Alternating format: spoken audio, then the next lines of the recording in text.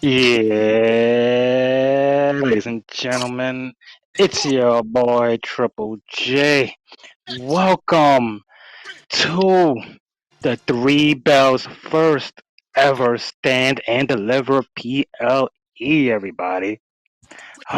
This is brought to you by my guys Shane O'Mac and Des Mundo. Guys, how are we feeling after Stand and Deliver? Good afternoon. That's what I would say if it was 12 a.m. However, it's 4 p.m. This is the first time we've doing it in the afternoon. So my apologies for the technical difficulties. That's all on me. But what's good, everybody? It's me, your homie Shane O'Mac, coming to you live from the East New York section of the Three Bells podcast table. This is a very special episode as we look back to our Stand and Deliver. I have plenty of notes. I have plenty to say. We have so much to talk about. I don't know about you fellas, but I'm ready. Des, what's good, man? Yeah, Shane, you lucky I have no sound effects right now because you need to give yourself another womp womp because, man, 7 minutes into the show, bro. 7. You deserve it. Give yourself another womp womp for that one, bro. I'm not going to be light on that one at all. If I had, I'd do it. Wah. Jay? Guys, Des, how we feeling, bro? How we feeling? I'm good, man. Let's get this show going. Let's get it going. Let's go. And on that note, give us our cue. Let's get it. As I stated before, ladies and gentlemen, this is the Three Bells first ever Stand and Deliver, a first of many. Guys, I thank you for watching this PLE today and being a part of it. And on that note, on our pre-show earlier today, we had Mr. Sean Spears against Gacy. Fellas, what are your thoughts on this match and the outcome? Des, I'm gonna start with you, and then Shane to end. Yeah, I thought we were going to get a last second stipulation added to this match because, I mean, that's pretty much all we've seen for Gacy since he's been on our screens in the last few months. But then again, I was pleasantly surprised that it was a regular match, but not so regular because the quote unquote guy who decided to step aside, Mr. Ridge, didn't step aside. For some reason, he attacked Gacy while Gacy was on his way to the ring.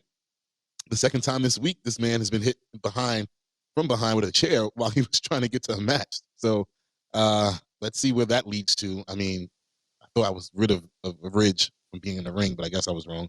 Joke's on me. But yeah, that didn't stop Gacy from putting on a good match with Mr. Spears. I like the back and forth between these two guys, especially for a match that's opener to the pay-per-view. You know, you still got people, filing in to the building while your match is going on. So you got to keep everybody's attention. And they did so. You know, they had a nice little chop fest between the two of them back and forth. That hangman DDT from the top rope, I like that from Spears. And I don't know what's the deal these days. Now, everybody's starting to use the pedigree, but not getting the win with that move. I don't want them to keep doing that. Like, let some of these moves be sacred and you get the win. You know, the super kick is completely overused in this point, this day and age. It doesn't even mean anything anymore. But let's not start doing that with the pedigree. Even though he hit it good, but still didn't get the win off of it. So let's not do that. Triple H, you need to put your foot down on that one. Gacy, that clothesline, I was not expecting that out of him. I don't even know if I really know what his finishing move is because I don't think I've ever seen it from him because he's usually on the receiving end of a finishing move. So that was a nice finish for him. Overall, I was very, very pleased and pleasantly surprised with this match and the outcome of it because I know some people just hate Gacy and his performance. And yeah, Shane? I'm a bit confused as to why this guy Ridge hit Gacy in the back like that as he was entering the ring. And yes, I agree. That is the second time that we've seen that. The first time was with Spears, and that led us to this match that we're talking about now. Because I could have sworn this dude Ridge was on the stage and he was in the ring rather, and was whining about this, that, and the third, and then was like, "Yeah, I'm gonna retire. I'm not gonna wrestle." And we was like, "Okay, cool. Okay, bye. See you later. Don't let the doorknob hit you." And now it looks like he's trying to start some beef or continual beef with Gacy so that Gacy is going to want to some way somehow retaliate because he's not going to let that slide. We all know he's not going to let that slide. So he's going to do something about that, Gacy. So Ridge, you better watch your back. Or is it possible that we are going to see a match between Ridge and Gacy? I don't know. That I thought that was it was weird. It was a good opener. All in all, I did enjoy the match. And unfortunately, Des, it seems to me that this pedigree is becoming like a regular move, just like the the how you call it? Oh, The super my kick. brain started.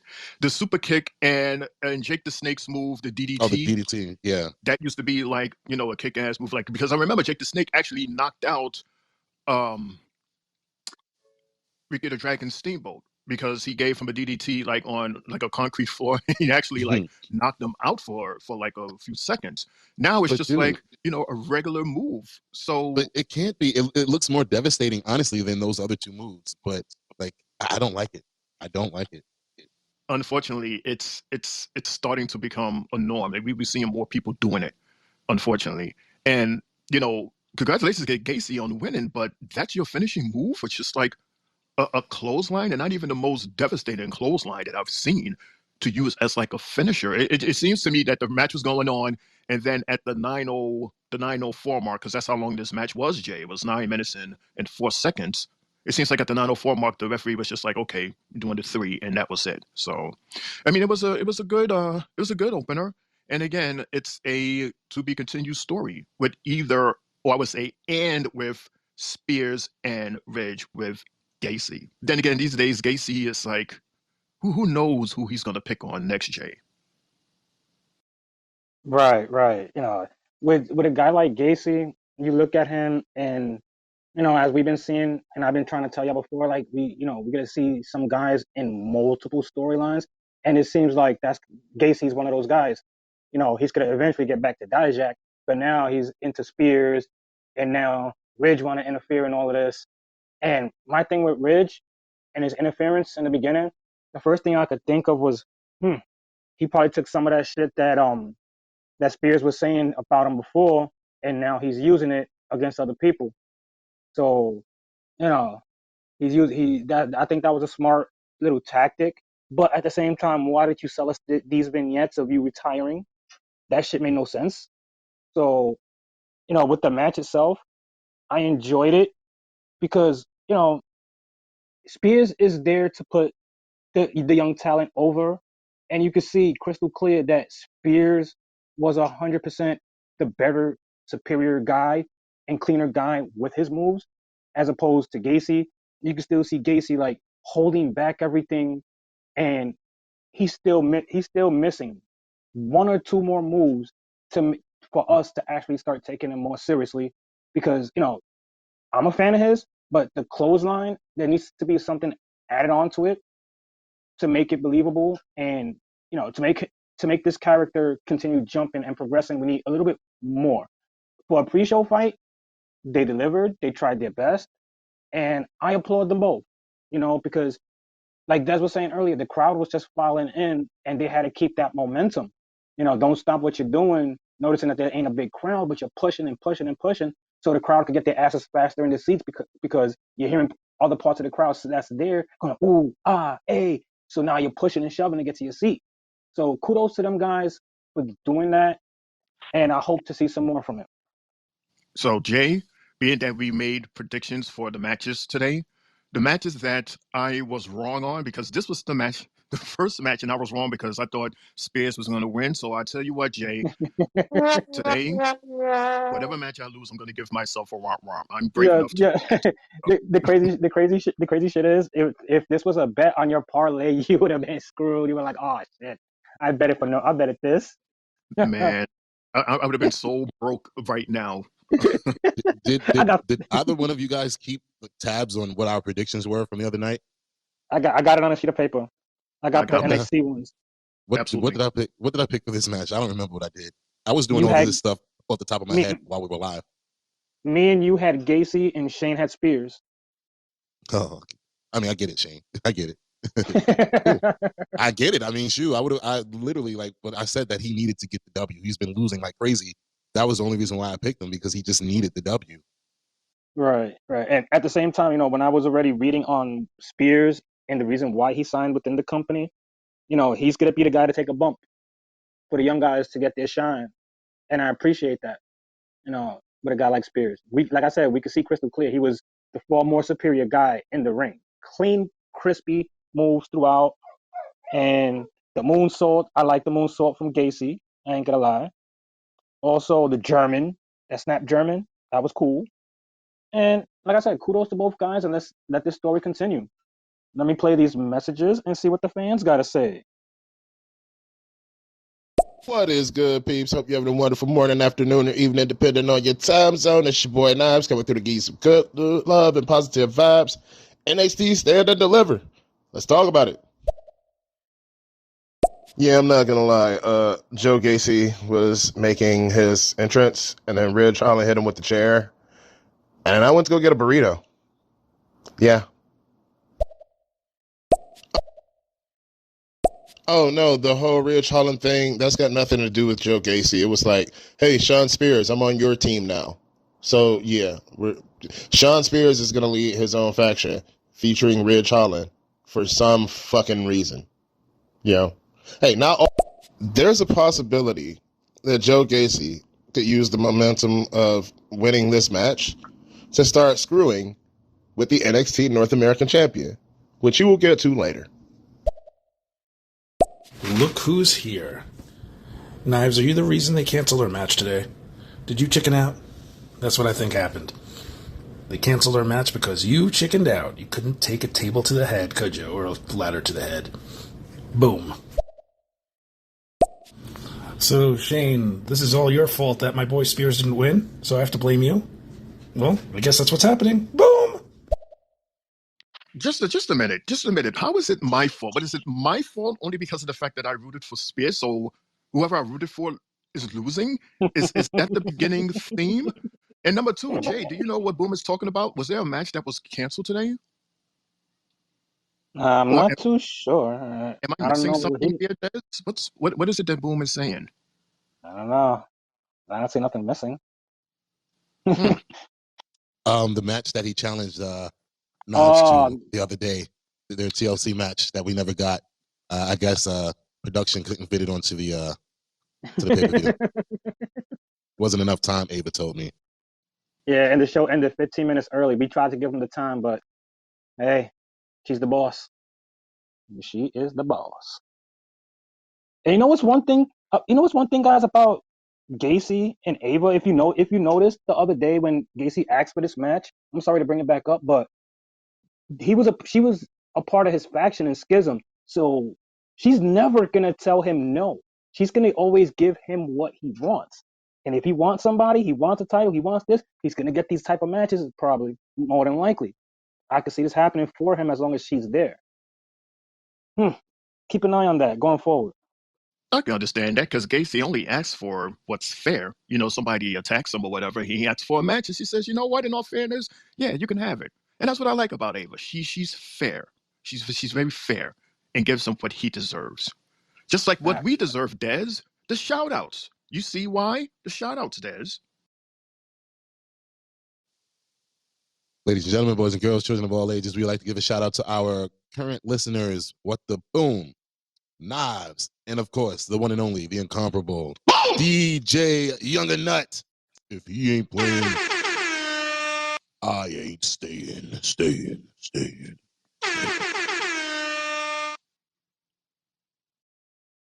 Woo! And on that note, our show begins with Metaphor hosting this afternoon because they were saying tonight at some time, at some points on the show.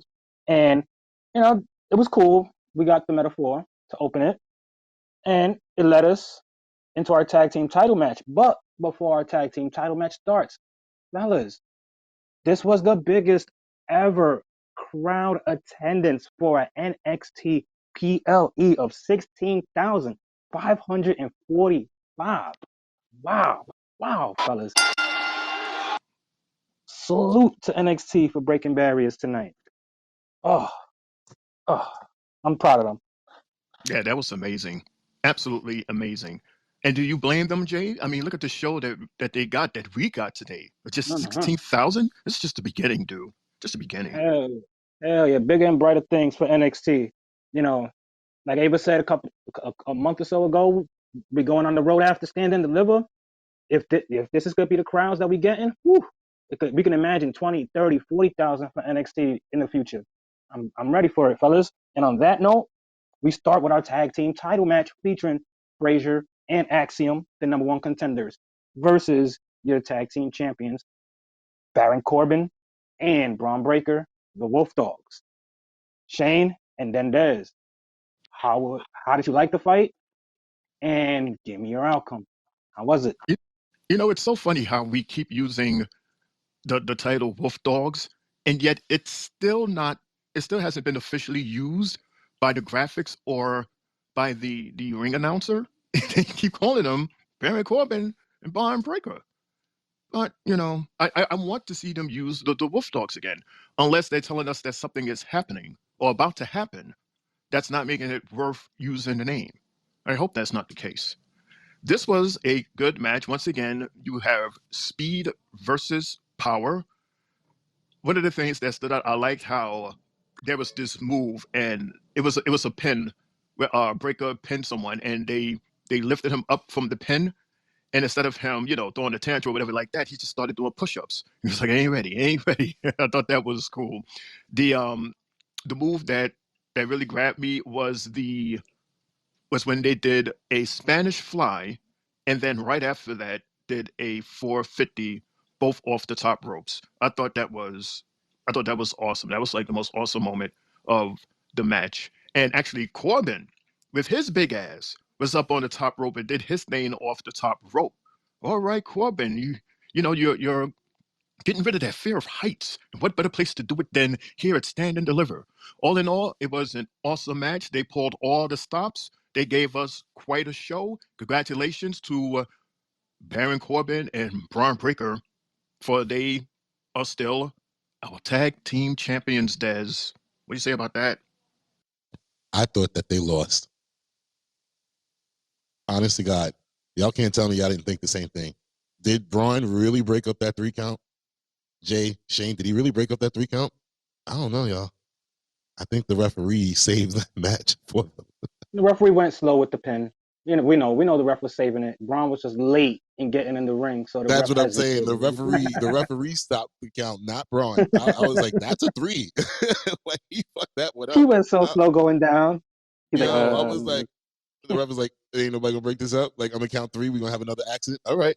But yeah, I like the fact that well, you know what? Like you said, Shane, they're still not announced as the Wolf Dogs, but yet now they have merchandise saying Wolf Dogs on them. So, and then their half and half entrance says basically Wolf Dogs. It's so weird that they're still not announcing them. But yeah, Axiom and Frazier. I like the starting of the match really fast and catching the Wolf Dogs off guard and attacking them straight up before they even got into the ring. That was cool. It's like a trademark of theirs now because we've seen that this week on NXT.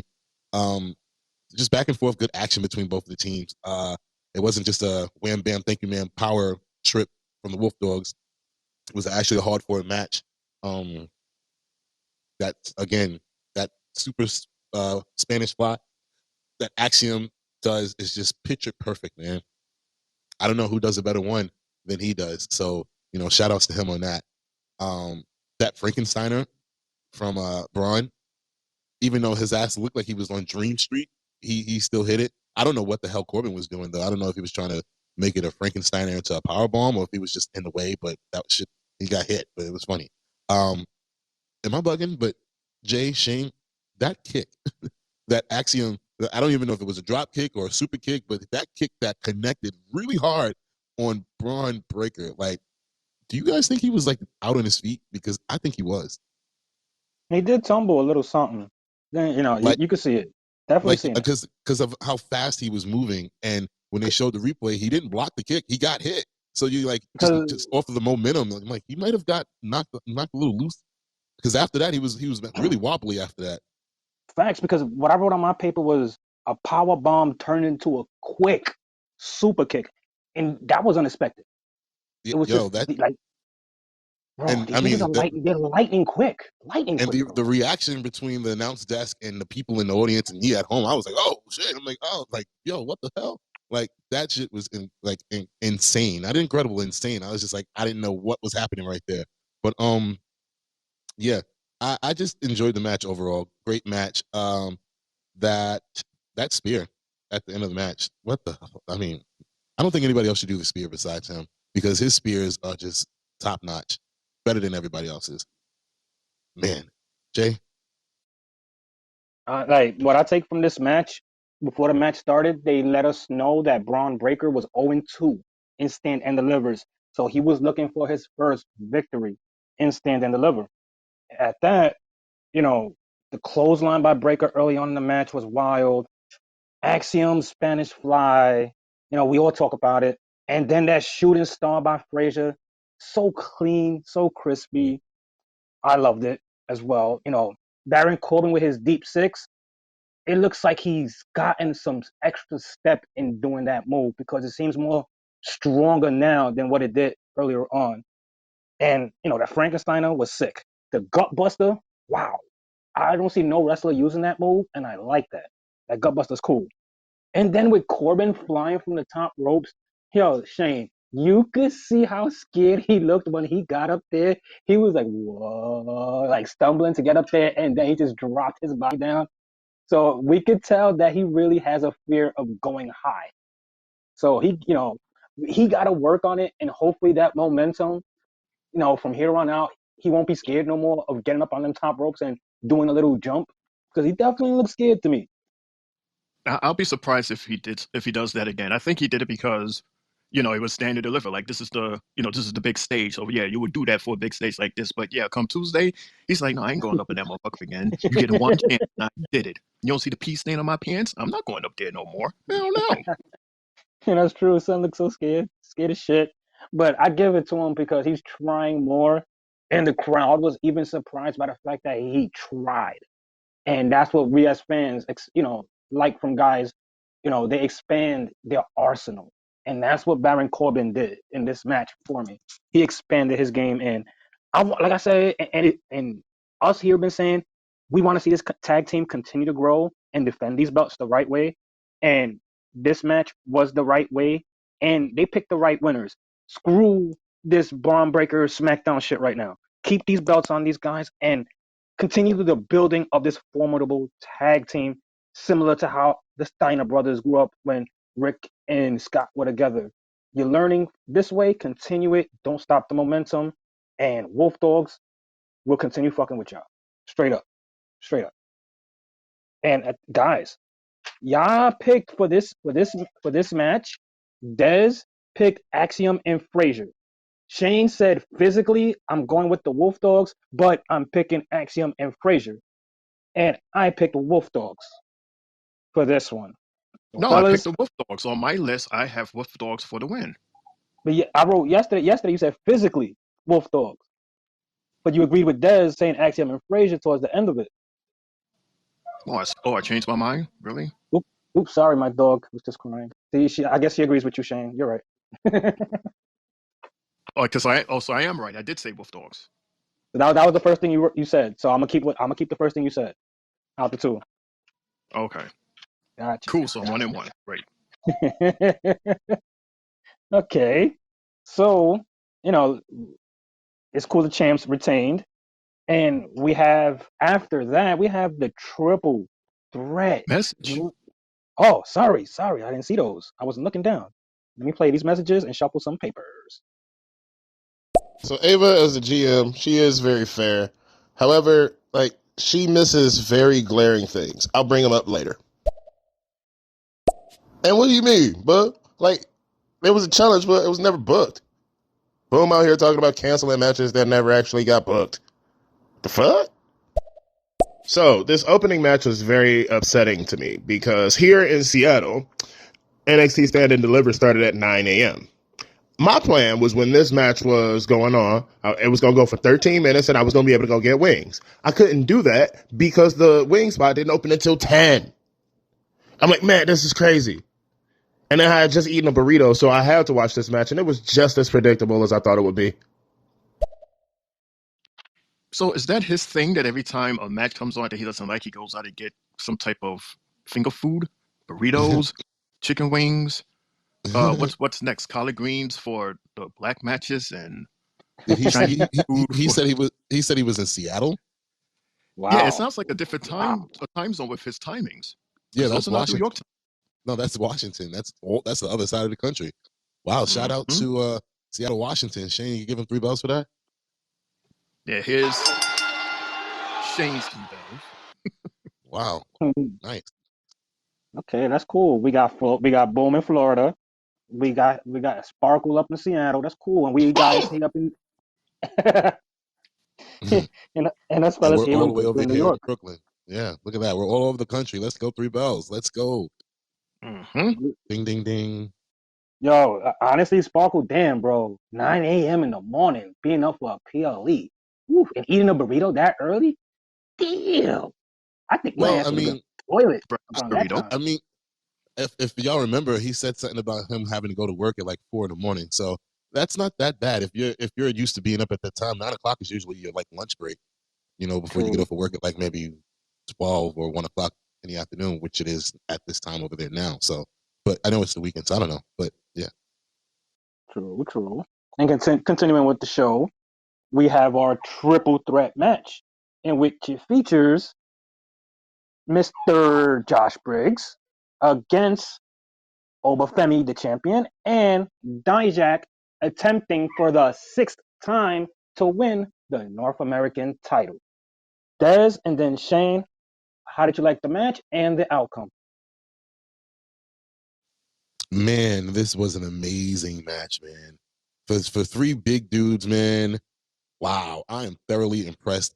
There was no losers in my opinion in this match at all because all 3 of them shined and they shined bright. I mean, I honestly think this match got the loudest reaction from the crowd. And this, it's not like all the other matches were bad, but I mean, man, you know, shit. I wasn't expecting what we saw at all. I was not expecting that at all. I don't even know what to say. Like I wrote a whole maybe page or so of notes just from this one match alone because it's like the amount of spots and shit that we seen was incredible. In the beginning of the match, we seen Dijak and Josh teaming up to take down Oba, but he wasn't going down. They were hitting him with shoulders left and right all around the ring, and he was not going down, bro. I was just like, wow. And then what was it? One of the 2 of them, I think it was Dijak. He no, Briggs jumped off the ring rope, the apron, and Oba caught him, and then Dijak tried to do the same thing, but then Oba just ran Briggs into Dijak or vice versa. I don't remember, but he knocked him down onto the floor. I was just like, you're using a whole person as a weapon. I'm like, this is hilarious. This is crazy. And then the same thing, Oba was in the announce chair, and then Briggs basically launched Dijak off the top rope onto Oba. I'm just like, what in the hell? Like these guys are really using each other as weapons, and this shit is funny as hell. And just the amount of power moves, the kicks, the slaps, the, the power slam. It was like it was just an overload of awesomeness from big dudes, man. The slap fest, it was an elbow fest, the boot fest. It was like a hard hitting match. That walking choke slam from the corner by Dijak was cool. I haven't seen a choke slam, a moving choke slam in years, honestly. And then Dijak reversed the choke slam into that Canadian destroyer.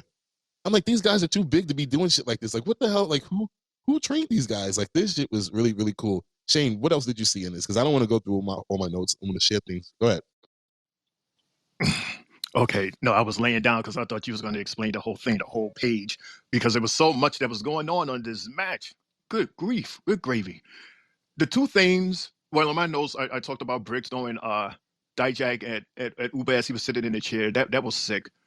But fellas, the entire wow moment of the night. I know this is going to be asked later, but god damn it, when you had Briggs and Dijaks at the corner about to do a move, and then here comes Uber. He managed to duck down a bit, managed to put both guys on his shoulder, leg pressed them up, and then like slams them into the ring. That was the most amazing thing. that I have ever seen on an NXT ring. That was absolutely amazing, and the Twitter world is going batshit crazy from that move. Another thing that was pretty cool that happened, Des, was towards the end when you had the pin. I think it was Dijak that was on top of Briggs for the 3 count, and right before the 3 count, because of the camera angle, the camera was specifically close up on them like that, because it's usually not that close. It's usually further away, so you can see the ref, do the 3 count. But it was close enough, so that by the time you reach to almost three, all you see is Uba's big ass hand going for the throat to stop the 3 count. I thought visually that also was so cool, and he managed to grab him and powerbomb him over Briggs, and he pins for the win. Once again, using somebody else's body as a weapon. Like that was the theme for this match was, but use human bodies as weapons. This was Shane, absolutely incredible, Des. yo, like they got me.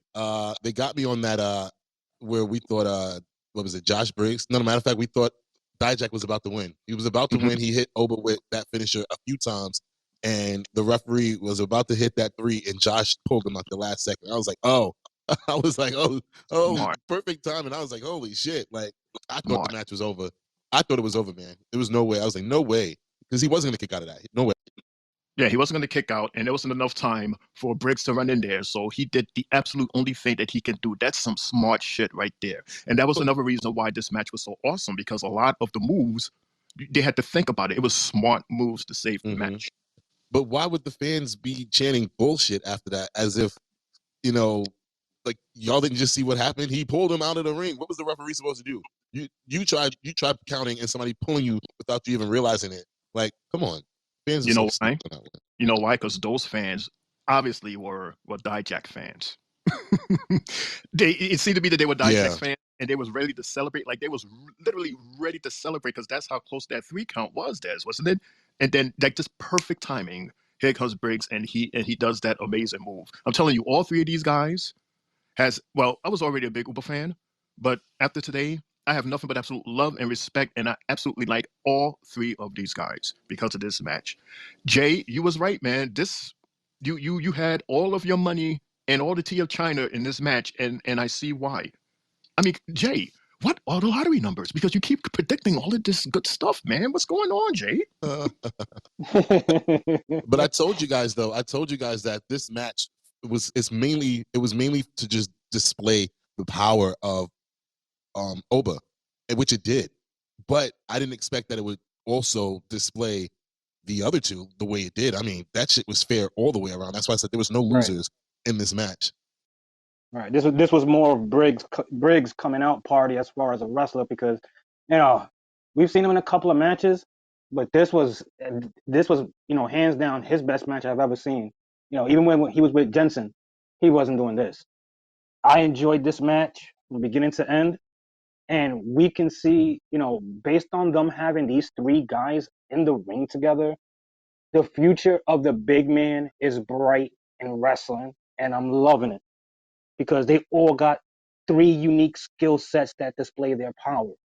And, you know, you guys are right. The crowd was there, heavy Dijak crowd because they knew the stipulation for Dijak, and he's been trying so hard that it was you could feel his time was coming, and it just got pulled right from under him and sucked the energy out of the fans that were right there rooting for him at the same time.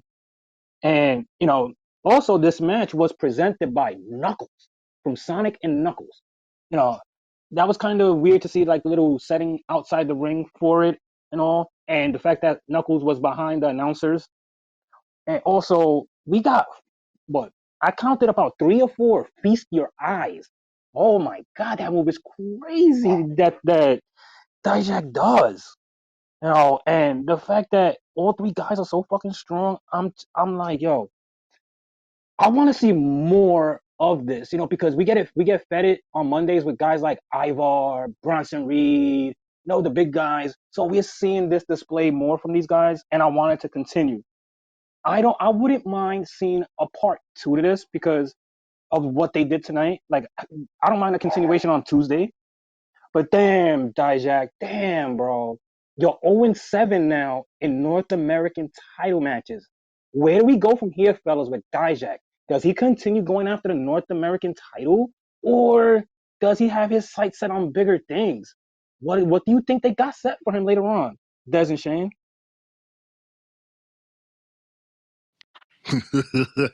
Isn't this the same guy that cut a promo where he quoted himself as one of the greatest out there? I mean, I don't know the exact words, but that was the sentiments that he was putting out there, that he's the greatest. You're the greatest at what you said, Jay? 0-7? Dude, are you cross-sighted? That's supposed to be 7-0 for you to have those sentiments of saying that statement, of broadly saying that statement, and slowly and loud and coming from your chest. No, man. Get that crap out your chest, because it's all lies.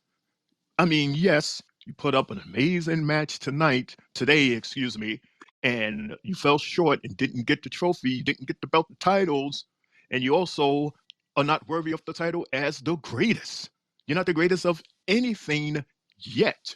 Keep on working on that road to greatness. And when you get close to it, then you can write it down on a paper and fold that paper and put it in your back pocket as a reminder of what to say once you reach that mark. But dude, put the paper and pencil down. You still got a lot more to go, Jay. He still has a lot more to go. The greatest. Des, you got anything to say?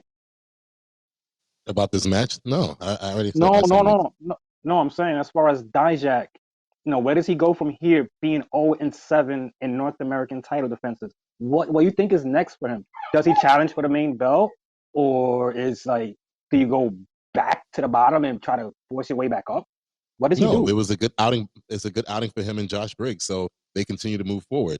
Um, it was, like I said, nobody lost in this match, so I'm not surprised if they continue to push forward, continue to build on their momentum from Stand and Deliver, and they'll probably make their way back around to the North American Championship in a singles match somewhere down the line. I don't know about going for what's his name, Ilya again, because I don't know what the story with him and where he's going, but I think that they should just keep building on that momentum. Okay, cool, cool. I'm gonna shuffle some papers and play these messages. Triple threat was the match of the night. I mean, like at one point, I was saying to myself, Josh Briggs could win the North American Championship, and I'd be okay with it. Like this match was that good. And I'm just gonna say it. Dijak got robbed. Dijak got fucking robbed in this match, man. I mean, even with the finish, like he, hits the feast your eyes, goes and pins Josh Briggs 1-2, and then Oba gets him around the fucking neck, goozes him, and I'm like, Josh Briggs' shoulders are still on the mat. Keep counting, ref. But why did you stop? And to be honest, watching Obafemi take as much offense as he did, I honestly think that this feud that's coming up between him and Joe Gacy is going to be lit. Dude, after tonight, Dijak made so many new fans. And it's crazy because, like, in a triple threat match with 3 heels, Dijak walked out the biggest babyface. And I would have thought it would have been Josh Briggs. Like, I thought Josh Briggs would have taken a lot of ass whoopings and, like, come fired up, and people would have been like, okay, I can get behind this, like, plucky young upstart. But no, Dijak. Oh, he was saying he was the greatest NXT superstar never to win a title. That's what he was putting himself on that level. It's implied that people that have won titles were better. I mean, yeah, I have to come to Dijak's defense on that, because let's make sure we put it into correct contents. But also, he's wrong because Santos Escobar. I'm wondering if maybe he got the reception he did because pretty sure at one point he wrestled for the original Ring of Honor, and I know they did a lot of Philadelphia shows when he was the Dijak back then, before he was Dijakovic in NXT and all that. Anyway, that's what I'm guessing because Philadelphia is diehard for wrestling, so they don't forget other promotions and the guys that were in them. So that could be part of it. All right, so Jay and Dez, I'm giving myself for misquoting Dijak. My apologies to you, Dijak. But yeah, man, never mind all of that. This match that you put on tonight, this performance tonight, you definitely won me as a guy that is interested and a guy that is, need I say it, a fan. Jay, that's What do you mean by you misquoted him? What did you misquote him on?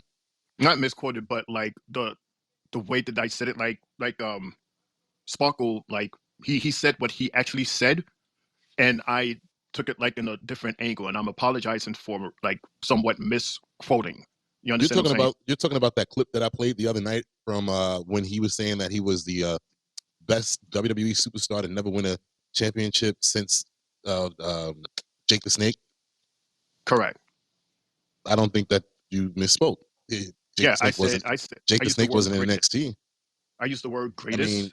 That's different from the best. Like greatest is like putting yourself like way up there, like by yourself, number one, the greatest, as opposed to the best. You're like one of the best. You understand what I'm saying? It's like I said, it's misquoted. Like I said it differently from what the clip said. That's all I'm saying. And I'm boldly like retracting and apologizing for misquoting. I'll get back to you. On that note, all three guys here at the panel did choose Obafemi to win this match, so we all get the green check for that one. And you know, after this match, we see in the background Thea Hale losing her minds in front of Metaphor and almost tries to break Noam Dar's arm because he was testing her. So that was a little nice spot, and it proceeded into the women's six-woman tag match featuring Kiana James, JC Jane, and Izzy Dame against Kalani Jordan, Thea Hale, and Fallon Henley. Fellas, Dez and then Shane, what were your thoughts on this one?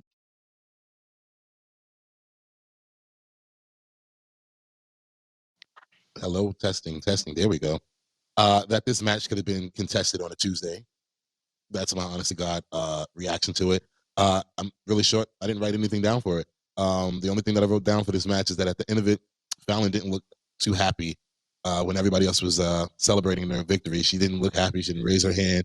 She was looking pretty frustrated. So, yeah, I feel that this match could have honestly been contested on a Tuesday night instead of it being on Stand and Deliver. But I guess because of the storyline, it had to go to Stand and Deliver. Shane O'Mac, on you. It's taken a lot of strength for me to say this because I know a certain person is listening and he is going to gloat like a kid in a candy store with the fact that his girl, his wife, won this match, and she won with the submission. And I like how the camera stayed on her, and she like looked at the camera and had like this look of delight in her aura. Like it was real cool to see that after all that she's been through, that she had that moment, and that moment was captured. And it was like she looked at us with this "I told you so," and at the same time, "Thank you," and "I did it." Like it said a lot to me considering everything that she has been through, and she had her moment, and that was it right there. I hope, Sparkle, you hear what I'm saying and that you agree, or if there was something else that you saw there, maybe. And no, I don't mean her saying, Sparkle, will you marry me? Not anything like that. But it was her moment, and I'm happy for her. I really am happy for her, Jay. Same here, with the match itself, you could see that the crowd also was heavy Thea Hale because they chanted for her. And also, what I noticed with Izzy Dame, she looked very sloppy in the ring when she was in the ring with Fallon Henley.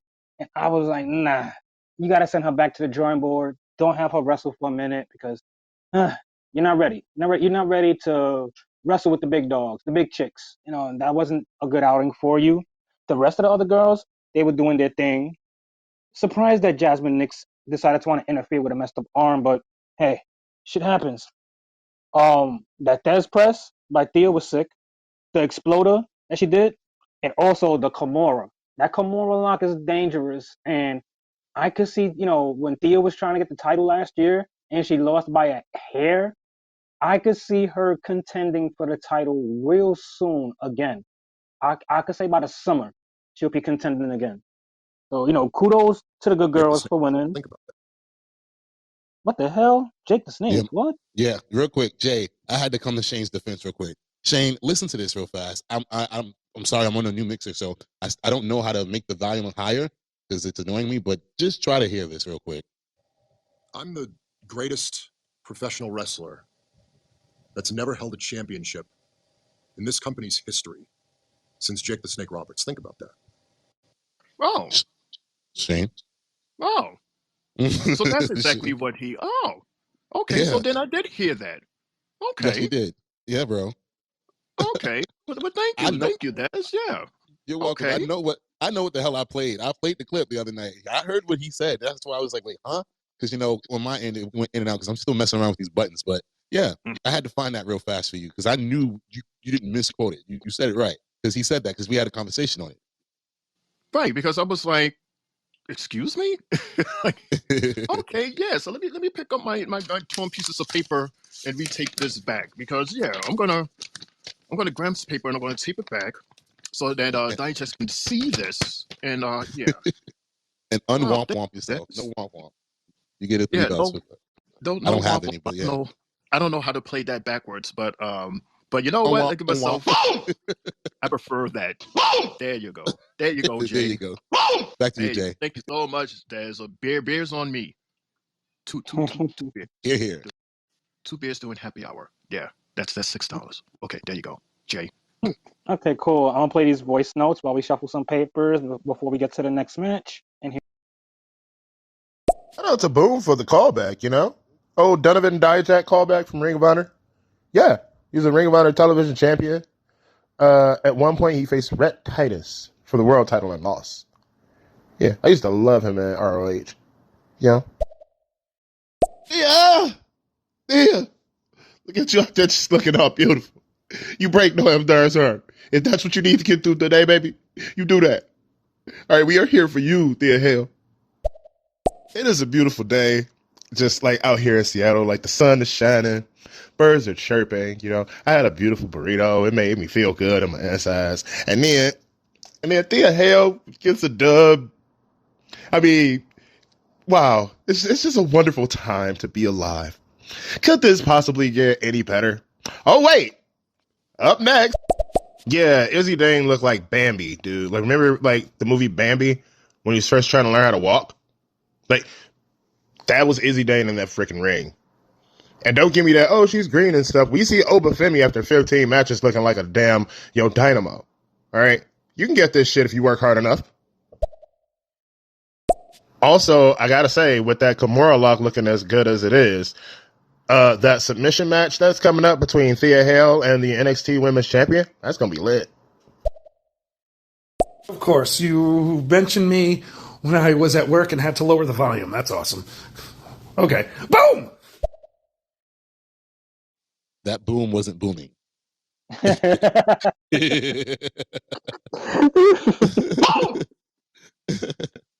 Sparkle sounds so happy right now. Like nothing can stop his momentum or how he feels. Right. No matter how this night ends, Thea Hale winning was his mania moment tonight. And right, he's calling matches. I'm like, wait, hold on. There's a match that I don't know about that's happening. When did we get the okay for that? That Yeah, I submission didn't match hear. is calling. I gotta see this. I gotta see if this happens on Miss, Tuesday. Mr. Sparkle Booty, are you on the phone with Ava like I am? Don't you be putting nothing in her head. Roxy needs to chill now. She was in a hell of a match, and we didn't get to it yet. But yeah, Right. go ahead, Jay. Oh god.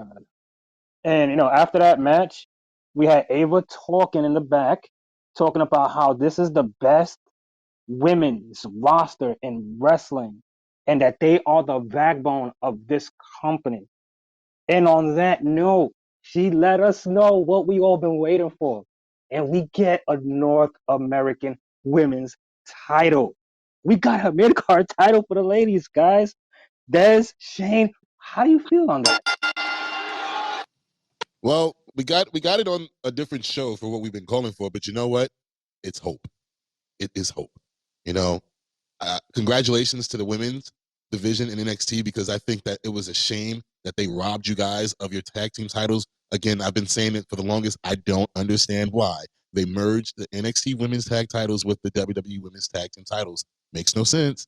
Still doesn't make any sense because you only got one belt on the damn show. So like, and all these women, like literally 95% of the show are women in women's matches. So it's like, why would you even do that? So I'm very happy for that. Shane, what about you, guys? Me? I was very excited when they pointed to the screen that showed that new women's North American Championship title. And the crowd loved it too. That was a very loud pop. I absolutely love it. Congratulations to the women. Congratulations to the women's division on advancing and moving forward. And hopefully, Jay and Des, this won't be the only title. Hopefully, they will get their women's tag team title back because it altogether now makes sense. And then add a couple of titles as well because your division is stacked, fully stacked, jam-packed stacked. Could totally put these titles back in there. But I have a feeling that we're going to see something, Jay. We're going to see more titles. Jay, all you have to do is just say it. You, Jay, say it. God damn it. Say it so that we can get it. Because you've been saying stuff and it's been happening. So say it so it can happen, Jay. Paul Levesque, or Levesque as they call him. Please hear us out. We need these Intercontinental and U.S. champion for the women. Give it to us soon, please. Let us know something. We're praying. This is the first step. Give us the next one. Oh, I'm just happy. I'm really happy that this shit was groundbreaking, bro. Like on this show of all shows, they gave it to us first. It was least expected in my eyes that they were gonna get this mid card title, but we've always been talking about it for so long. I think since day one that we started our shows, we've been begging for this. And look, 4 months later, they heard us. We got it. It's here and it's not going nowhere. Oh, let me play these messages while I calm down. Real quick. Paul said that by 11 o'clock Sunday night, we will be in a new era of WWE. Oh, God, no, please. Please no. Please no. Let me just play these messages. I need to calm down. I'm not on the phone with Ava at all. I send telegrams to Joe Gacy. I send him letters via the Pony Express, and then he just goes and tells her stuff, and then she does it. Cause schism. You covered this. I do want to kind of backtrack on something that Sparkle said about the Obafemi. So I saw Obafemi in his first match after winning his first live match after winning the title, and he was not that good. He was going up against Briggs, not Briggs, the other guy, Briggs's former tag team partner, right? Jensen. You know what I'm talking about. Anyway, Jensen was the heel. Femi was booked as a face, and this was right before his heel promo on NXT. So it was interesting to watch. I guess they were trying to feel him out to see what would work. But yeah, I don't know, man. He was doing a lot of like strong dude moves. I don't know, but it was the main event too, and it was. Yo, that NXT North American Women's Championship. I can't wait to see how they go about this, man. Like it's got me excited, and I can't wait to see our inaugural champion Lola Vice. Come on now, it's coming. It's coming. We all know it. Okay, so the pre-show started for Mania, and Pat McAfee is on the mic talking, and I rather bash my head into a wall 30 times till it bleeds instead of listening to that annoying voice. Not a McAfee guy. Boom! WWE. If you can come out with the WWE Twitter Speed Championship where guys have to win a title in 3 minutes, you can give us titles for the women. Come on, you're better than this. That's right, fellas. There is, in fact, a WWE Speed Championship. We don't know what the belt looks like, but yeah, there is a belt. Yeah, Jay. Cool. You see that? It's true, This is an evolution that we're going through right now. Evolution, revolution, whatever you want to call it. And it's good that, you guys took your time out to actually be invested in NXT. I always thank y'all for it. And man, so far, so good. Also, this leads into our next match, which features the ladies Miss Roxy Perez against Lyra Valkyria for the NXT Women's Championship. Shane, Des, fellas, what were your thoughts and on the outcome? I know somebody's happy. You know what, Des? Would you like to go first? Because I'm not going to talk about the the things that happen, but I'm rather going to sum it up in a very interesting way. Sure, no problem. Roxy. Hey, Roxy. I see you, Roxy. I love heel Roxy. Let's go heel Roxy. I love her in general, but I love her heel role. This was a very, very. I think Bret Hart would be very proud of the match that they put on tonight. Very technical match. They had to do it. Just coming off of the match that we saw before with the 6-woman tag match, they had to put this type of match on. It was very one-sided at first. Roxy was just getting the best of Lyra, taking advantage of the injury that she caused. Like, why not? Why not take advantage of that arm and that shoulder? I was very proud of the match that was put on. Lyra hit Roxy with a nice sit down power bomb out of the corner. I was like, oh, okay. Now she got some offense going. Okay, let's see. That tornado DDT by Roxy was another one. I enjoyed that on the outside.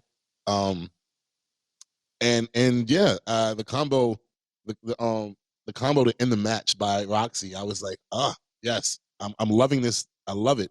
They had me worried at first when she kicked out of that first Pop Rocks. I'm like, oh no, we're not going down this road. We are not having Lyra win this goddamn match. No way. Then I was also waiting to see if Tatum would actually cost Lyra the match, but I don't even know why she was there. What happened? They can't even use that as a reason for Lyra to be pissed off because that little incidental contact didn't even make a difference. So I don't even see the point why they had Tatum out there. But overall, I was screaming at that goddamn TV every time this girl put Lyra into the crossface. I'm like, tap out, fucking tap out, tap out, tap out. And then, she's trying every which way to turn and, pin her. And then the crowd was into it just like I was. I'm like, yes, thank you, NXT crowd, because we're all behind Roxy.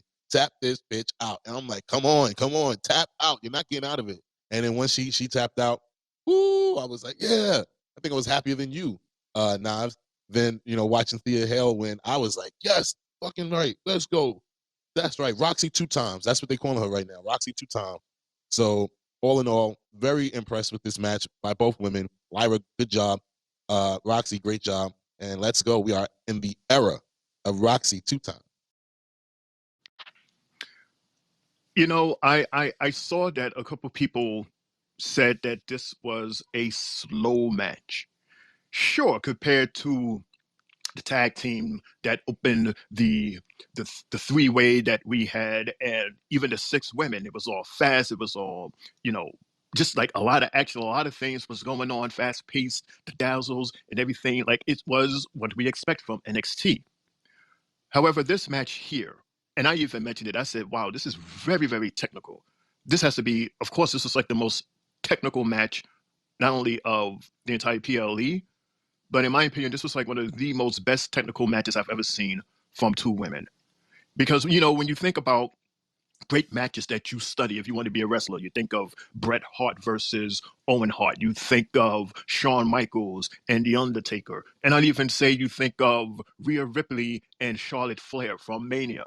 You can now add this match to that list to study. This was just an old school technical power versus power, brain versus brain, 2 women that are just going at it. And it had nothing to do, they didn't have to be sexy, they didn't have to be flimsy. It was just 2 strong women, 2 women that you wouldn't even think is that strong, going for the gold. And they both were showing their technicality skills, and it was both top notch. I absolutely loved this match because of that. It goes to show you don't have to always jump off the ropes. You don't always have to run at 100 miles an hour back and forth on the ropes. Sometimes you could just go to the good old standard of wrestling right from the beginning.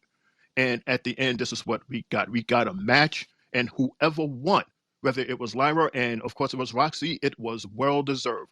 Both of these ladies put on an amazing technical match, and I absolutely love it. Congratulations to Roxy.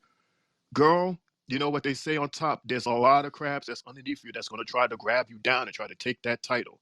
So hold on to that title, but we have no worries because as long as you stay as Roxy, don't don't turn into Roxanne now that you got the title. Stay as Roxanne so that you can keep the title. Jay, Honestly, with this fight, I was one that actually said it that it was starting off real slow, but then when you messaged me, messaged it in the chat, Shane, and you said it's real technical, I put the pen down and just focused on the fight itself and seeing what you were seeing.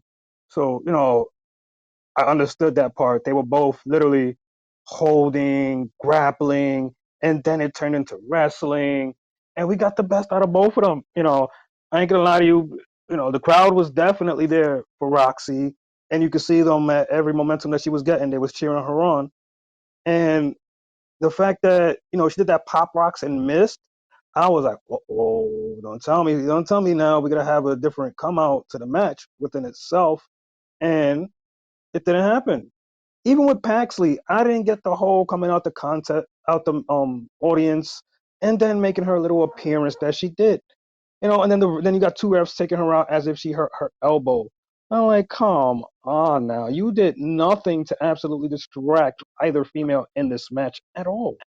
I don't know who said it, but I really wish that they had did a Triple H move by saying, you know what, let's change it a bit here. Let's not have Tatum come out because we don't need her to come out. Let them keep their momentum going because they're on fire right now. And what you did when you brought out Tatum, you kind of, I don't know, you kind of distracted it and it didn't need it because at the end we still got the same result anyway.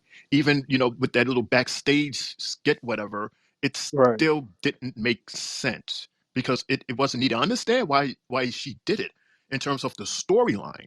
I get that, but it really wasn't needed. Don't you think, Jay? It wasn't needed. No, you're right. You're right. I didn't understand her reasons towards coming out because we were sitting here talking the other night and saying, that she possibly would appear and do something, but this doing something, no, I didn't expect that bullshit from her. They could have, like you said, they could have kept her home and or in the back and chill, watch the fight with the others and catering, not do this bullshit and just get escorted by two referees. Come on, do better than that with her.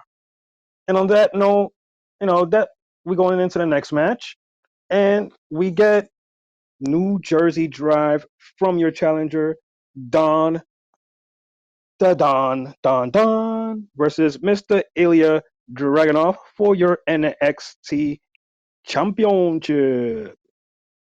Dez, and then Shane. What were your thoughts on this one? I know someone, Mr. Sparkle Wink Wink, is happy about this one. I yield my time back to Shane because he yielded his time to me on the last topic. So Shane, go ahead. I'll come after you guys. Thank you, kind sir. Yeah, as soon as this guy won, immediately I said, somebody is doing backflips right now. They're not here in New York. They're way over on the other side of the US. I'm sure he's going to leave a message and he's going to gloat. And I'm getting my oy vase ready because I know they're coming. This was an interesting match as well. And the thing with Tony, and I honestly thought that Tony was going to use his resources to help him advance and to help him win. But the thing that Tony did that, you know what, that I'm actually going to give him respect for, because the family was there to help him out, to assist him. Thus, the brass knuckles. Somebody's going to give him brass knuckles. And he said, no. He said, I don't want those. I don't want those. Like they was literally there to help Tony. And Tony said, he said, no, no, no, I got this. I'm going to do this myself. That takes a lot of coolness. That takes a lot of oomph. That takes a lot of a high level of being a man. A man. He was like, yo, I got this. If I win or lose, I'm going to do this myself. So with that, I give you nothing but the utmost respect, Tony. And you have to do that, regardless of how much you don't like this guy. You got to give him his flowers and give him credit where credit is due. He went in there with his family, but he fought in that ring all by himself. And Mr. Dragunov, man, listen, you definitely won even more points with me, even though you had me from when I saw you I can't remember who you fought, but you put on a damn good match, just like you did again today. In spite of the fact that you was fighting with this injured hand, and I was saying to the chat, I was like, Tony, dude, why not focus on that hand? Like that's his weak point. Like try to disable his hand, and then try to go for like the arm, and that would be like a better win for you. But for some reason, he didn't focus on that. He seemed more focused on not having the help from his family. So in a way, to me, it seemed like the family was a distraction for Tony, and Dragunov was partially using that to his advantage, as well as the table, as well as dealing with them outside the mat, outside of the ring, because that easily could have been Tony. But man, this was a good match. It was very noble of Tony to do it by himself, and Dragunov he proved today why he is the NXT champion, Des. Well, I have nothing really to add to that. Again, though I stated that he bores me as a champion, and that's mainly outside of the ring. I gave y'all the facts. I said that his talent in the ring when he defends his belt, I can't knock it. And again, he put on another good show. I was not disappointed in the showing of Dragunov. Tony D, for my first time seeing him as a singles competitor, he did his best. As you said, Shane, he didn't allow the family to stick their noses in the business. I don't know how good that'll go over with them, but I don't think any of them have the balls to question him as of now. But yeah, again, shout outs to the NXT champion. You're very good. You're very, very good in that ring, man. You just need to work on your promos and stuff. Like that stuff bores the hell out of me. But that ring, that ring, it's where you obviously feel the most comfortable. So shout outs to you. Congratulations to you. And Jay, I found what I was looking for. So once we finish this, I'll make I'll tell you guys what it is. Back to you, Jay. Gotcha.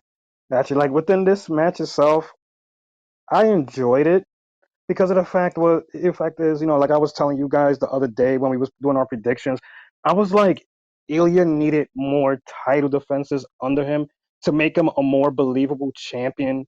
And with this fight, I'm a believer now in his in-ring skills because he hit Son with 3 H-bombs, one of them being from on top of where the announcer's table was at, and put him right through it.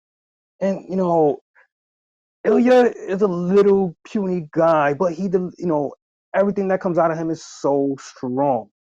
And you had the far superior, stronger guy in the ring doing all his moves. You know, he was doing everything he could. The belly to bellies, those were sick.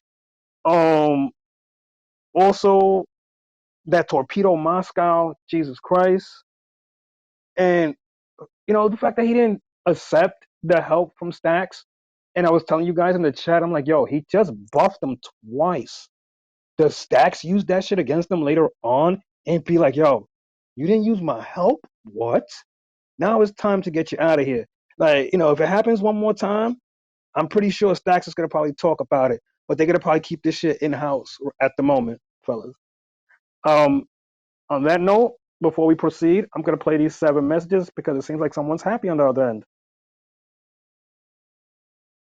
So, what did you think of Perez dominating the match? Do you think that Valkyria has a real injury that she's protecting, and that's why the win went down the way it did, or the finish went down the way it did, or do you think it was just time to give Roxanne Perez the title back? And would that make her the 3rd 2-time women's champion? You have Charlotte. You have Shayna. I think that's it. And then Roxy. Unless I'm forgetting someone. Who else? Wait, was Mandy Rose 2-time? Or is she just 1? I think she was just 1. I know Roxanne Perez. So, Thea Hale wins, and I'm already having a wonderful day, and there's no way that I can see this day getting any better. And then fucking fucking Tony D'Angelo taking that L. Oh, it was so good. It was so Dragunov, I love you. Okay, you rock with me, sir. I appreciate you. for your service in taking out this bum. Dragunov with the H-bomb through the damn table. I was just like, yes, more of this. Do it like 6 more times, please. And then Tony D'Angelo can't even babyface right because it's like, oh, Stacks is giving me the brass knuckles and no, I'm not going to do this, And then Stacks is getting up there like, as Dragunov's like, do something about me messing your guy up. He's like, no, this is my fight. And it's like, well, why are we here? Why are we here, Tony D'Angelo? You just brought us here to watch it so we can watch you get our ass kicked? Don't make no sense. But yeah, so we're done with Tony D'Angelo now, right? Like no more Tony D'Angelo for a while at least. We can be done with this, correct? But let's just all take a moment and just thank whatever deity that you believe in, whatever Sky Genie is your flavor. Okay? Just take a moment and thank your Sky Genie that you do not live in a world where Tony D'Angelo is the NXT champion. Like, I don't know if y'all understand how big that is. Like, this is nobody wanted that. And now we don't have it. So thank you. We appreciate you. Fuck Tony D'Angelo. Fucking fake spaghetti bender motherfucker. I just had to get that out there. Now we done with him. It is just a beautiful time to be alive. Geez, Jay, who hates who more? Does Sparks hate Tony as much as Dez hate Natty? Good grief, that guy hates him. I don't think I've ever went on a rant like that. My goodness gracious. All right. Shit, get it off your chest. Why not? But Right. Dez, go Speaking of ahead. getting off chest, Jay and Dez, since we're still on this match here, I did in fact say that Tony was going to win because of the obvious, with the family being there and everything, and he was going to take advantage and do whatever it takes to win. Isn't that what he said during the promos? But he didn't. He said, "Well, be a man, and I'm going to do this by myself." So with that, because I had him as the win, but he lost. So this is for me, everyone. Thanks, Tony, Jay, Dez. Yeah. So before we get into the main event, real quick, I just wanted to put this out there because I watch a lot of the podcasts held by like Logan Paul and other people, and Triple H was on Logan's show and confirmed yesterday that the draft is on the horizon. So be aware, the WWE draft is coming. Oh, shoot. Shit. So we should be expecting this what? June, maybe July, with the NBA and the NFL No, doing theirs in May and no, June. no. The WWE Again, draft usually happens between April and May. so So that falls in line with like the NFL draft. it's coming very, very soon. And Triple H's exact words are, this new era will have this place on fire. So it's a lot to expect to happen between tonight and tomorrow that'll bring us into this new glorious era of WWE, which Cody has coined the Renaissance era. And he trademarked it, I heard, at that. He already filed for it. Hey, I mean, look, you've seen what Beyonce did with her Renaissance era. She turned the whole world upside down. So Right. WWE Renaissance, yikes. Oh man! Prior to the main event, you seen Lyra and Paxley talking, and before Paxley could even really tell her anything, she was like, "This isn't the time," and walks away. And then we get a promo from a newbie named Javon Evans, and we get a little bit of highlights from him, which means he's probably been fighting some dark matches on NXT because I ain't seen not one lick of him fight yet. So he's saying, "See you Tuesday." Let's see what happens with him. Don't put him with no bum. Put him with someone with a name in that ring, or else we're not going to believe him here at the table. So good luck, Mr. Evans, on your debut fully. So, Jay, Now, you play the messages. I have a question for you after you play the message. gotcha. Oh, if you think that's bad, wait until I go on my Seth Rollins rants because I got something for this fucker. Is that kind of like wishing that Pat McAfee did not have a job at WWE, or someone would just hit him really hard in the head and he can, like, I don't know, have a concussion and never come back? Or am I the only one who thinks he's ruining the business with his mouth? And Yeah, just fuck Pat McAfee. Thank you very much. Boom. What is with these guys and these extreme hateful people? Oof. This guy hates Nah, Tony with a passion. Boom hates Pat with a passion. I mean, good gravy. What's going nah, on? I can't. I don't know. I can't hate on Pat. Pat's been good sitting next to Cole because Cole, you've never, you haven't seen this side of Cole since like the Attitude Era. Cole's been here damn near 25 years, and this is probably the most happiest you've ever seen him in all Mhm. his years at the panel. Man, keep on bringing that out of him because it's like any veteran that works with a guy that's younger than him. He loves the enthusiasm the younger guy brings, and it brings out the best in him as he's getting, in his golden years.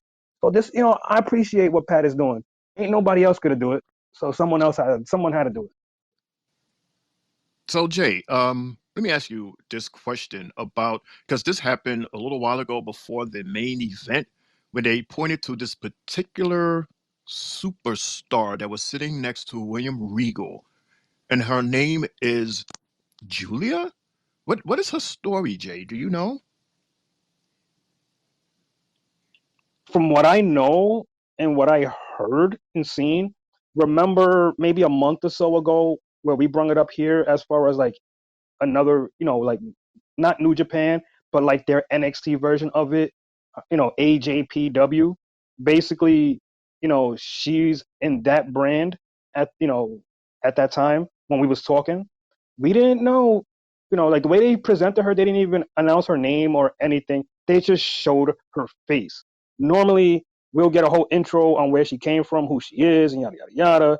But at the same time, now we know she was a major up and coming, young one out there. She's 30 years old, so she's obviously in the prime of her career.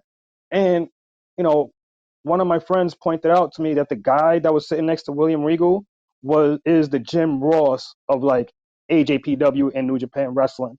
So that was something cool to see at the same time when she was out there. Shane? Cool. Because the way they introduced her, like they introduced her as like this big star, and she actually had an interesting pop when they introduced her, and she stood, her and William stood. I don't know if that pop was like for her or it was for William, but yeah, I'm looking forward to see what she can bring to the NXT brand, especially coming from the equivalent from New Japan. Mm-hmm. Oh, you say mm-hmm, Jane? Before we proceed into this, into the championship match, I'm gonna play these last two messages, fellas. No, Boom, it's not the same because at least Pat McAfee has a reason to be there. We bring all the ESPN fans over to the WWE because, hey, that guy there talks to Aaron Rodgers all the time. Tony D'Angelo serves no purpose at all, ever, for any reason. Stop it with this shit. Well, dude, Julia's the shit. So, like, for the past 2 years, she's basically been carrying the Stardom brand on her fucking back. She did shit with Mercedes Mene or Sasha Banks or shithead as I like to call her. Yeah, Julia's really good. Also, Oh, a okay. little bit of inside baseball. Mako Satomura was kind of like, I kind of want to hang it up and go back to Japan, maybe start training. So WWE brought in people like Julia, and they're bringing in other Japanese talent to coerce Mako Satomura into sticking around with the Performance Center. So we'll see how that works out. Mako Satomura, female trainer. I love it.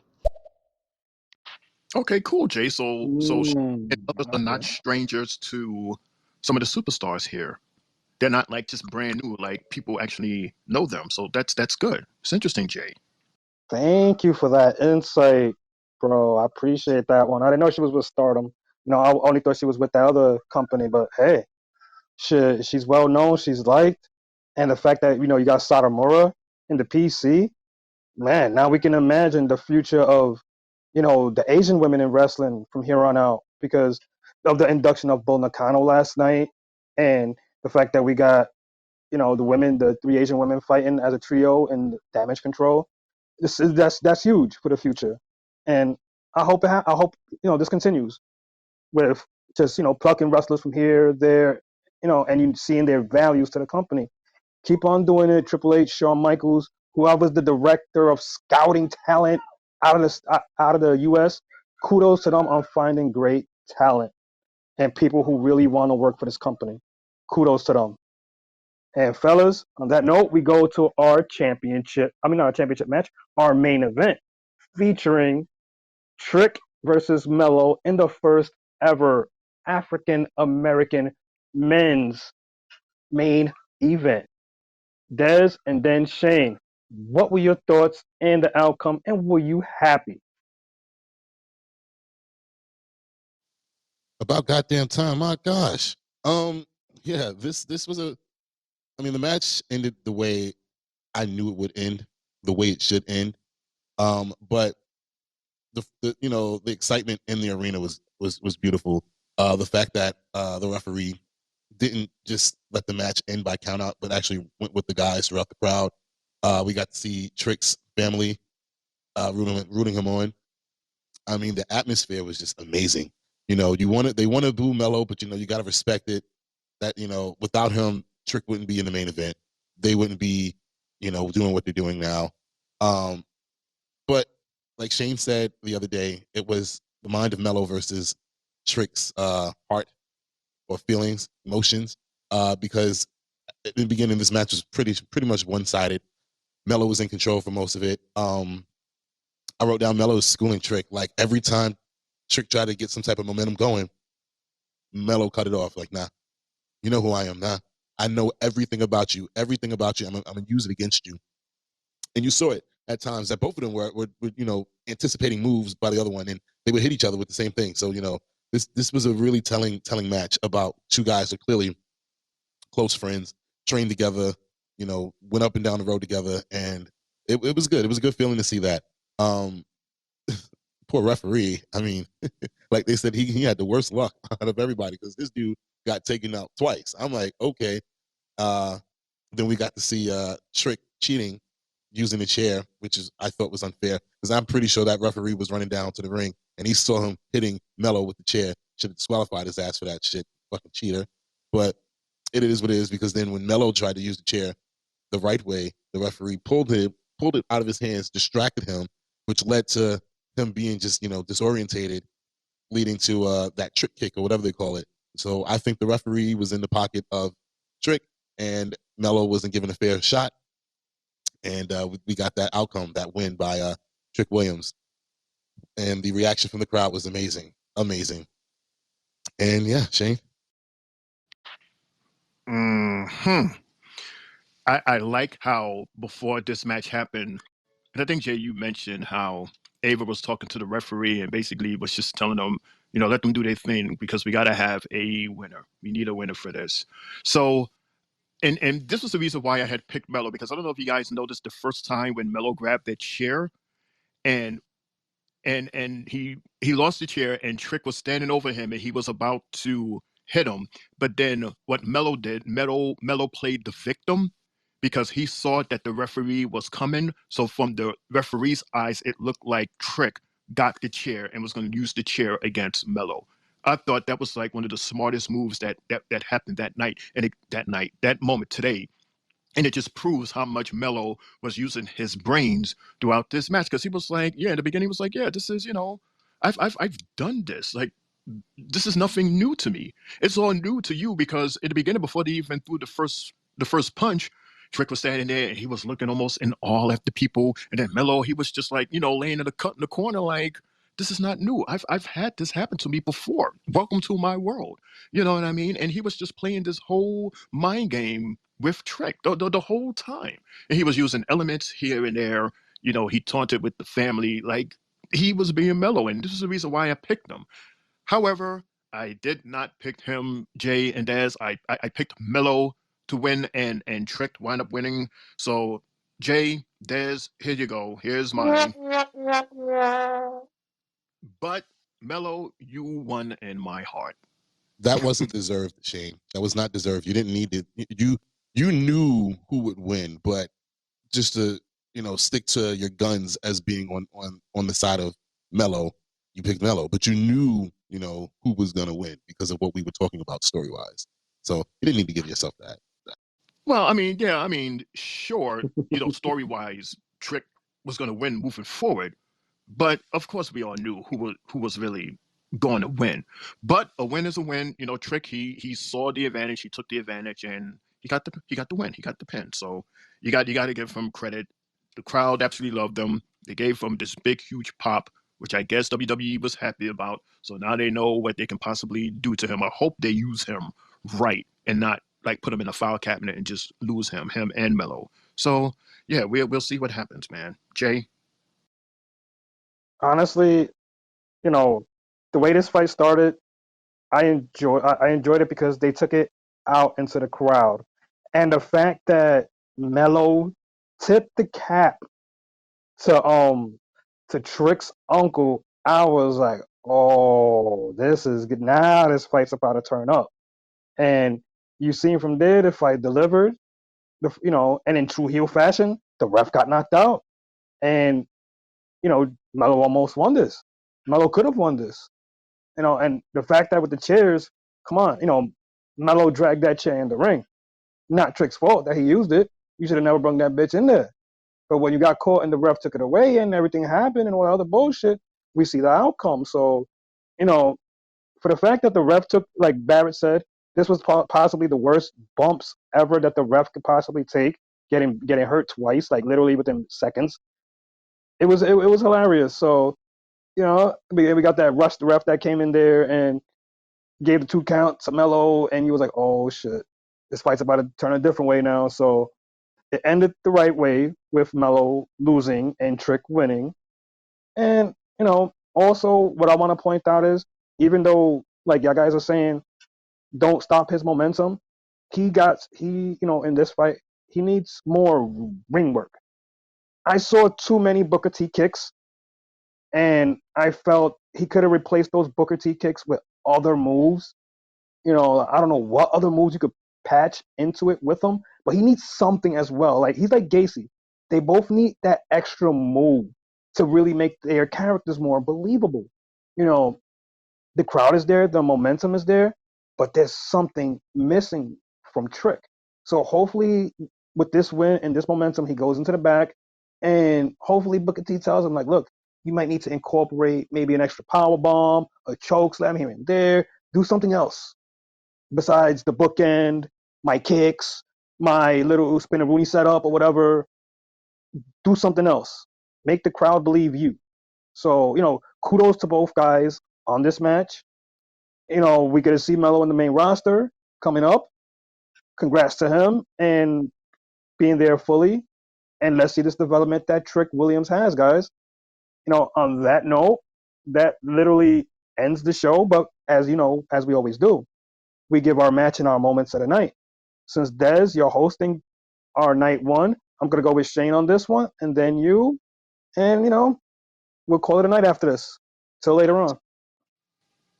All right, so first and foremost, we give a shout out to the entire Stand and Deliver PLE. It was an amazing PLE, in my opinion, the best so far. The crowd would agree with me on that. My match for today, I've already explained because of being so technical, would be the Lyra versus Roxy match. That's definitely going to be the match that future superstars will study, especially women.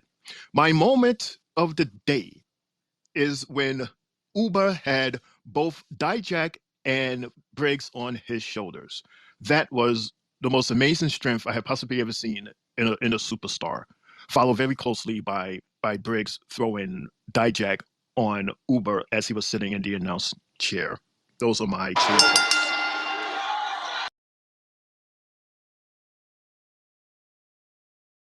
That's on you. Oh, I thought Jay was gonna go. He said he was ending with me. You're right. I'll do that. I'll end it with you. Don't worry about it. Don't worry about it. My match of the afternoon was that Frazier and Axiom versus the Wolf Dogs match, because I'm a person that likes hard hitting and speed. When it's used the right way, and in that match, all four guys displayed that. And as far as my move of the night, I would have to say it was that move by Ilya, but that H bomb by Ilya Dragunov on on the announcer's table. That to me, that to me stood out because man, that little guy could hit with so much power. literally, with that little elbow that he has. Kudos to him. And fellas, that was my match and moment of the night, of the afternoon. And for me, my match of the night goes to the North American Championship match with Oba, Josh, and Dijak. You guys put on a hell of a show. Hell of a show. Great job, guys. And my moment of the night is when Lyra tapped out to Roxy, making her the new NXT Women's Champion. So that is my moment of the night, or of the day, and my match of the day. Thank you very much. Thank you. Thank you. Let me Well, play say I these don't get no last bells. let me play these last two messages here before we sign off. I'm just gonna play these last two. I'm sorry to everybody that I couldn't play them all, but I'll play these last two before we hit them on out, fellas.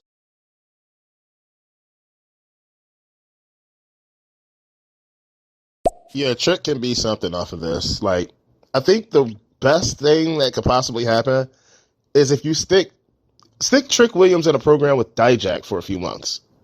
Like, I think working with him will, like, season him up a little bit, get him ready for that next big push. Oh, favorite match or favorite moment? Both come from the same one. Favorite match, triple threat. That triple threat was the shit. And my moment was when Obafemi picked up a desk chair, threw it at Josh Briggs, hit him with it, and then screamed at him, "Sit down." I was like, what the fuck, man?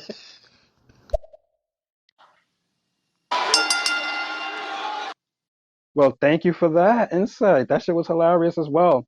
And before we close out, fellas, before this show starts at Mania tonight, guess what happened? Mr. Drew McIntyre lost his wardrobes saying UPS. Lost it. And he's asking CM Punk for some trunks. Let's see what happens later on when the show starts. My guys, other than that, Dez, close us out.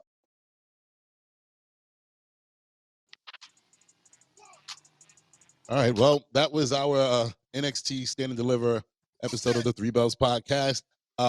We'll be back here tonight at 11:30 to wrap up and recap the night one edition of Wrestlemania, and just to let everybody know that will be our 50th episode on this journey of the Three Bells podcast. So we'll be hyped, we'll be energetic, we'll be back. For Shane O'Mac, for Triple J, it's your boy Mundo, aka Mr. AKA himself. We will see you guys later on tonight. Enjoy WrestleMania 40 night one. We out of here. It's your boy Shane O'Mac, your homie Shane O'Mac, coming to you from the East New York side of the Three Bells podcast table, saying thank you so much, everyone, for joining us. And we're going to see you again later tonight for this 50th the Three Bells and for the 40th night one of WrestleMania. Good fight. Good afternoon. Yeah. Thank you, everybody, for joining this podcast, this afternoon show. Blessings to all, and see y'all later. This ain't over. Happy 50th, fellas. Telling me to calm down, but I'm like, I'm already on that hit. Now again, that great boost, a couple of shots of here that just gave me another boost. I feel it electrified. You can see it in my eyes. Shirt soaking wet, looking like I just got baptized. Sloppy drunk like a wild. Yeah. Some sanctified folks catching the Holy Ghost. I don't think you understand this one right here. And as always, no heat.